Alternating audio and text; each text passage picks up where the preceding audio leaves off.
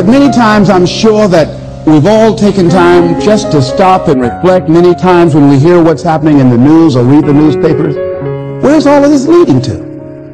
What's going on here?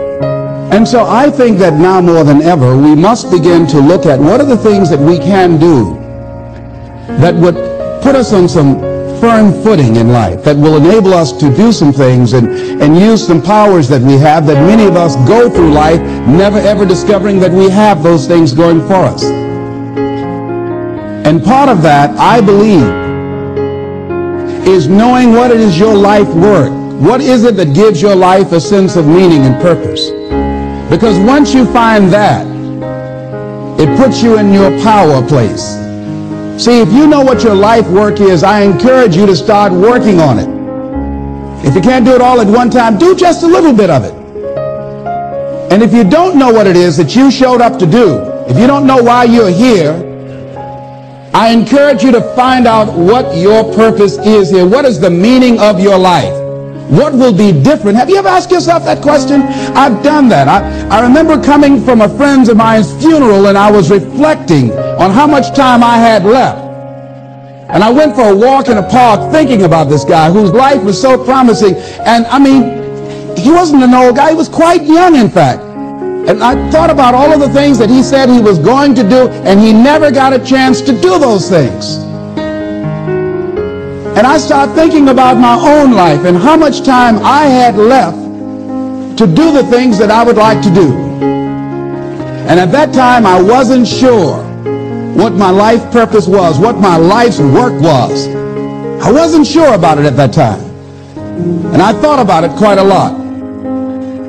I had some idea, but I wasn't convinced. That I don't think I felt worthy. I didn't believe that it could be me to do this kind of work that I'm doing right now. And I say to you that if you begin to take a conscious effort to find out what it is that you're supposed to do, I say that it can literally save your life. I said that it can literally save your life. 85% of the American public, according to recent studies, are going to jobs that they hate, working on jobs that do not challenge them. They get sick thinking about going. Because, see, when you go to a job and you already know how far you can go, you can already see that proverbial glass ceiling. See, when you're going someplace and you already know how much you're going to make, you already know how far you can go, you're in a dead-end position. It erodes your self-esteem. It lowers your sense of yourself. It creates an inner turmoil. It creates an emptiness in you. So I say that your life is worth finding what it is that you're supposed to do.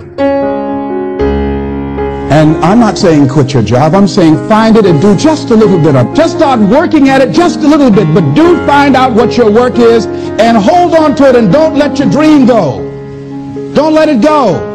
See, and here's something else I want you to begin to look at. Why is it that most people don't pursue their dreams or don't do better than what they're doing if they're capable of doing it? I think that many of us don't go the next step because we don't know what to do yet. And I say that the reason that we don't even explore the possibility of what to do is because subconsciously we don't believe that it can happen for us, and we don't believe that we deserve it. Here's something else. Most people are not living their dreams because of fear, ladies and gentlemen. Fear, limited vision, and lack of self-esteem is what keep most people doing things they don't want to do.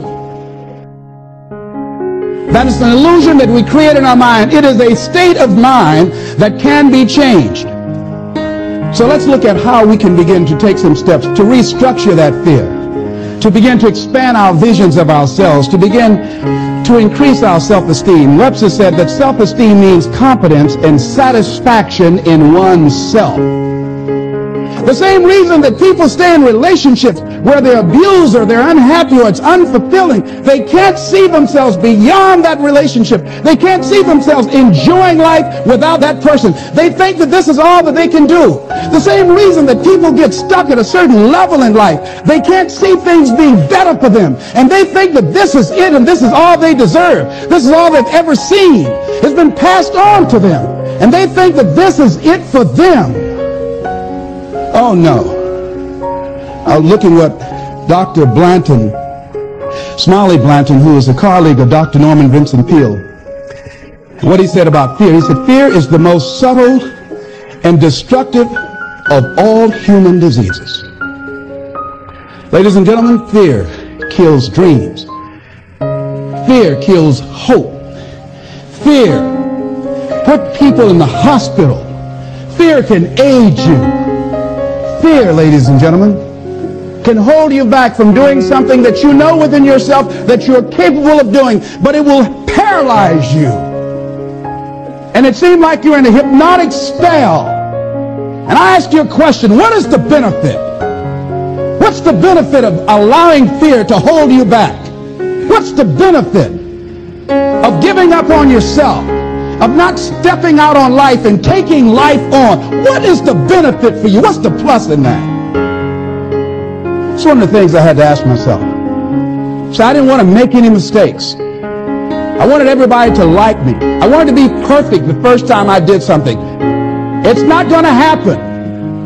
You're going to make some mistakes. You're going to hurt some folks' feelings. You're going to create some enemies whenever you decide that you want to begin to take life on. You've got to ask yourself, how long am I going to allow this to hold me back? I like what Zig Ziglar says. He said, fear is false evidence appearing real. So here's what I'm suggesting. How much time do you spend working on you? How much time do you spend every day working on your dream? In the last 90 days, how many books have you read? In the last year, what new skill or knowledge have you acquired? What kind of investment have you made in you? Look at your life right now. Whatever you've done up to this point in time, your life is working. Whatever you have produced, it came out of you as a result of the kind of person that you have become. It's a result of your choices. It's a result of your consciousness. Now you have to ask yourself, are you satisfied with what you have produced? Is this what you want? Would you like for things to be better than this? Do you believe that you deserve better than this? Or are you content? This is it. You don't have to do anything else. That you already resign yourself in life and say, well, I'm happy. I'm not starving like the people in Calcutta. So I'm saying that as you begin to look at where you want to go, if you want to make it today, and things are changing so fast, you have to literally run to stand still. I'm saying that you've got to make some conscious effort to begin to work to develop you. Are you allowing yourself to get off the hook like that? Or do you believe somewhere in the back of your mind or in your heart that there's some other great work for you to do? There's something else that life has for you. And that's why you're here. How do we handle this fear factor? How do we increase our self-esteem? You have to begin to fortify yourself. How do we do that? I believe that you have to begin to consciously monitor your inner conversation and start talking to yourself. Start building yourself up. Sometimes the only good things you will hear about you are the things that you say to you. So I'm saying learn to be your own booster. Start building yourself up. Start encouraging yourself. Start saying, I can do this. I can make this happen. When I started thinking about becoming a speaker, I said, yes, I can do this. I can make this happen. When I start trying to convince myself I can be a businessman after flopping and failing and losing thousands of dollars and feeling stupid and dumb and having people take advantage of me because of what I didn't know. I had to talk to myself because people were saying to me that I was dumb. And somewhere in the back of my mind, I was saying, you're right. Look at what I've done. I had to say, no, Les. Hey, come on, man. Get yourself together. You can handle this. You just haven't figured it out yet. It's all right. This is your training period. This is the tuition you have to pay for what you don't know. You can do this. Other people have done it. It doesn't take an Einstein. Get you some people that can teach you some stuff that you don't know. Get you some people that have done it successfully and learn from them. Take some seminars, workshops, read some books on how to manage a business. Change the way you see yourself and begin to tend to the personal details. Understand that nobody's going to take care of your business better than you.